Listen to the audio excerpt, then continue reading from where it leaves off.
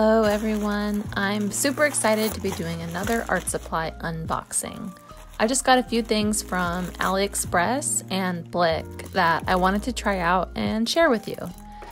So I'll start with what I ordered from AliExpress. If you don't know, AliExpress is an online retail store based in China where small businesses and individual sellers can sell to people all over the world. A lot of this stuff is pretty cheap, and many times you'll find things that you can't get from Amazon or other retailers. Since the items come from different sellers, they arrive at different times in different packages, and since I'm in the US, some of them took at least a few weeks to get to me. The first thing I'm opening is a set of washi tape by Kevin&Sasa Crafts. It has 12 rolls of tape of various sizes, and it was about $4 on AliExpress. I haven't seen this brand of washi tape on any other site, as far as I could tell. Each roll has 3 meters of tape, and it is 100% paper made. There are other sets available with different patterns and colors as well. Next is some watercolor paper. This is the Academy watercolor paper pad by Bao Hong. From Transfers Paper Supermarket, and it was about $12. Quickly looking right now, I found this exact paper pad on Amazon for $1 cheaper, and I'm sure the delivery would have been faster. So if you're gonna buy from AliExpress, make sure you check if there are other places you could get the same materials from. But this is 300 GSM professional paper. It's acid-free and 100% cotton. The pad comes with 20 sheets. I got the 21 by 15 centimeter size, which is comparably smaller than my average watercolor painting, but they have 3 other sizes that are bigger. I got the fine grain, but there's also medium grain and coarse grain available. To me, the paper looks really yellow, so I'm not sure how that's gonna turn out. Hi, sorry, gotta interject here. Guys, I'm dumb. The piece of paper that I showed is not the watercolor paper. It's just like a protective piece they put on top of the block. And I actually painted on this piece of paper, and the whole time I was like, this paper sucks. It's like construction paper. And then when I peeled it up off the block, I realized that the real paper was underneath. So yeah, more on that later.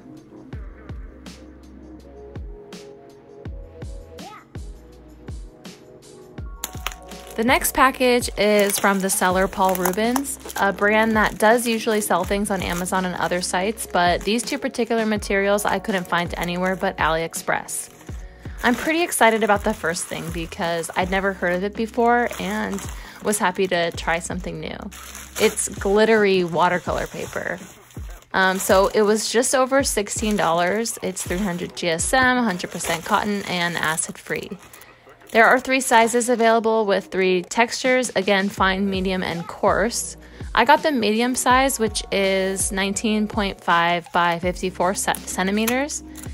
And I don't know what possessed me, but I got the coarse grain.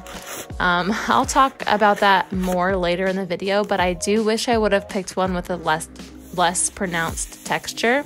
But if you saw my watercolor collection video, you'll know I have the Paul Rubens glitter watercolors, and I love them.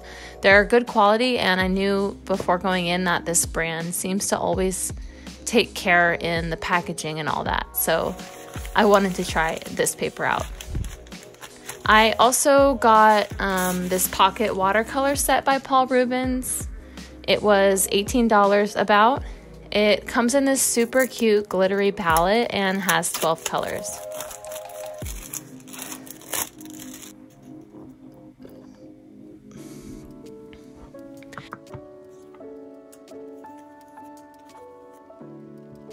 Yeah, so the palette is small and sturdy. It's pretty nice quality.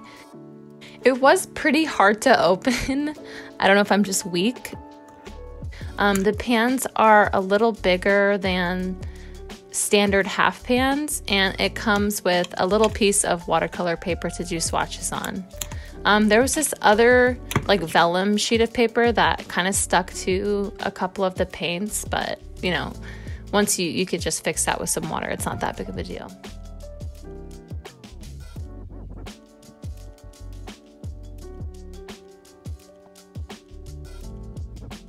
Also, for some reason, they threw in this rubber tool that's used for separating the glued edges from a block of watercolor paper, even though the Paul Rubens paper I got was loose sheets. Who doesn't like free stuff? I will mention I also ordered a different watercolor set from a different seller and a paintbrush set from AliExpress. Both of those I never received. So I reached out to the sellers and one gave me a refund and I haven't heard from the other. So that was a little annoying, but I guess with huge international retailers like this one, that's bound to happen once in a while. Okay, I also bought a few things from Blick.com. Blick Art Materials is a family-owned art supply business, one of the oldest in the US actually, and they have a pretty decent selection and prices competitive with other online retailers. Okay, the first thing I got was, I thought, pretty cool. It's an assorted set of 42 slightly imperfect brushes for about $22. It has a variety of brush sizes and hair types, and according to the website, the brushes have minor cosmetic imperfections that don't affect performance. So from what I can tell, it seems like these brushes have like manufacturer errors kind of, and they just like sell them at a much lower price, which I think is like kind of sustainable and cool. And you know, I like having cheap kind of throwaway brushes to use for different reasons. Also partially because I'm not the best at taking care of my brushes, so I don't want to always be using super pricey watercolor brushes or whatever that I might eventually ruin. I did get a couple nicer watercolor brushes though. These are Princeton Select Series 3750 synthetic brushes.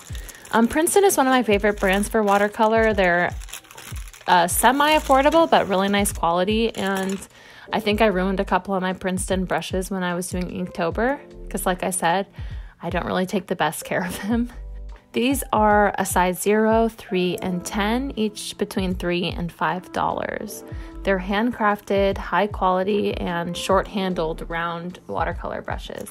I also ordered another 0.5 mechanical pencil because I found one that I liked during Inktober and I wanted to get another one. This is a Pentel Twist Erase pencil with high polymer lead and a jumbo twistable eraser. Finally, I got this flower palette with 7 wells for $6. I thought it was going to be porcelain, but it's not.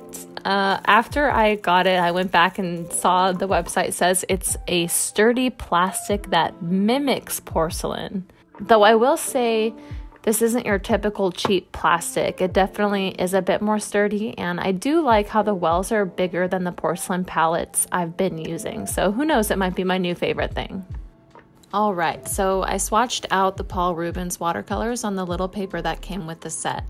The 12 colors that are included are Permanent Lemon Yellow, Cadmium Yellow Medium, Cadmium Red Light, Rose Red, Permanent Violet, France Ultramarine, Payne's Gray, Emerald Green Deep, Yellow Ochre, Umber, Burned Brown, and Coal Black.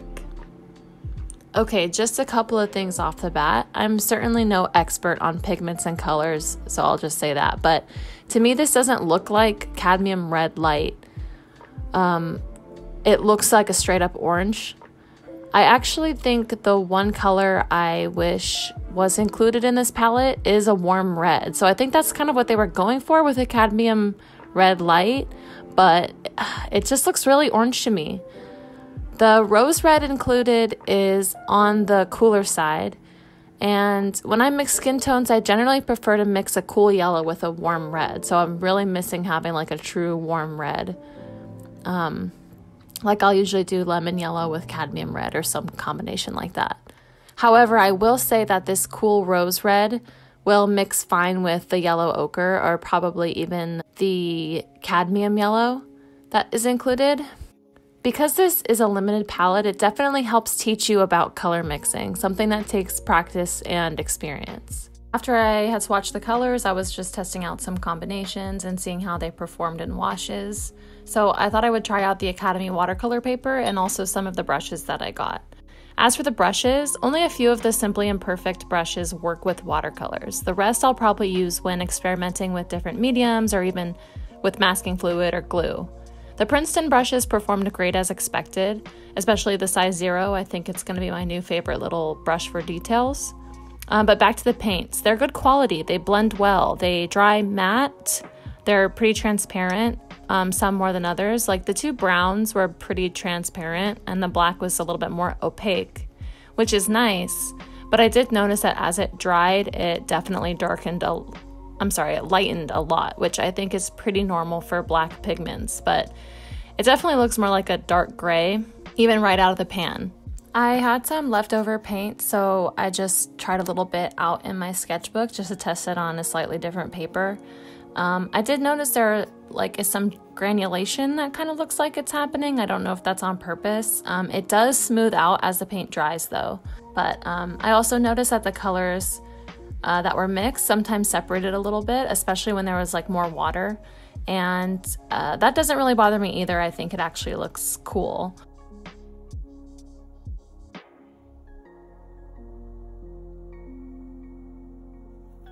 I also tried out the little paper separator thing, Paul Rubens included, and it works fine, but it's a little thick, which felt like it could kind of bend the paper almost. I think a tool like this isn't really necessary also, because you could just use a regular palette knife and that works just as well. Or even a butter knife or a letter opener would work.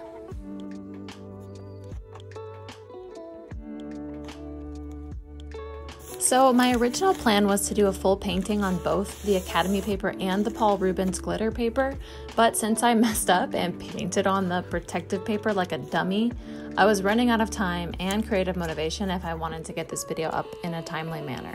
Plus, it would have made the video too long, and let's be honest, you'd rather see the glitter paper, right? So I just did a simple sketch in Procreate just so I could see how the paper is and how it works with the paints. I used the pencil I got to trace it out, and this pencil is still one of my favorites, but it's really better for doodling in my sketchbook or for the sketch under an ink illustration. For watercolor, I still prefer to use a red colored pencil, but I thought for the purpose of the unboxing, I would use this one. I tried out some of the washi tape that I got from AliExpress, and the reason I bought this was for the purpose of taping down the borders of my paintings, because honestly, I was bored of just using plain white masking tape. I was a little nervous because I had the impression that washi tape was not as adhesive as masking tape. Now, this could be a good thing or a bad thing. Sometimes the masking tape will tear the paper when I peel it off because it's too sticky. But I do have a habit of using a hair dryer to loosen the adhesive a little bit to try to fix that, and it still happens anyway sometimes. On the other hand, if the washi tape wasn't sticky enough, I was worried the paint would leak underneath or that it would unstick from the surface I taped the painting to, which actually did happen in this instance, but to be fair, I shouldn't have taped it directly onto my desk. No tape sticks on my desk very well. So stay tuned for the end because I will do some nice peel porn and the washi tape ends up working out really well for the borders. As for the paper, like I said before, I have no idea why I got the coarse grain. While I do usually prefer cold pressed over hot pressed paper, a little texture is good, but I should have got medium grain instead of this one. Paper with this much texture isn't really suitable for drawing portraits. It would be better for landscapes or something else. It's hard to get like a lot of small details with so much texture. I do like the quality of the paper and the fact that it's 100% cotton. The paint didn't absorb too quickly, so I was able to lift it and manipulate it when necessary. The glitter aspect of the paper is of course pretty cool and unique. It's a little subtle, but when it does catch the light, it looks nice and just adds a little bit of interest to the painting. Because I was interested to see the glitter peeking through, I used pretty light washes for the whole painting. I would be interested to kind of test out how much paint you can layer and still have the glitter show, like what happens if you put something pretty opaque on top of it. So maybe that's something I'll do in the future. Just so you know, all the materials from the unboxing are listed and linked below, but definitely let me know if you have any questions about these products or anything else. I think I'll just turn up the music and let you enjoy the rest of the painting process. Thank you for joining me for the unboxing and demo, and I'll be back with another video next week. Bye!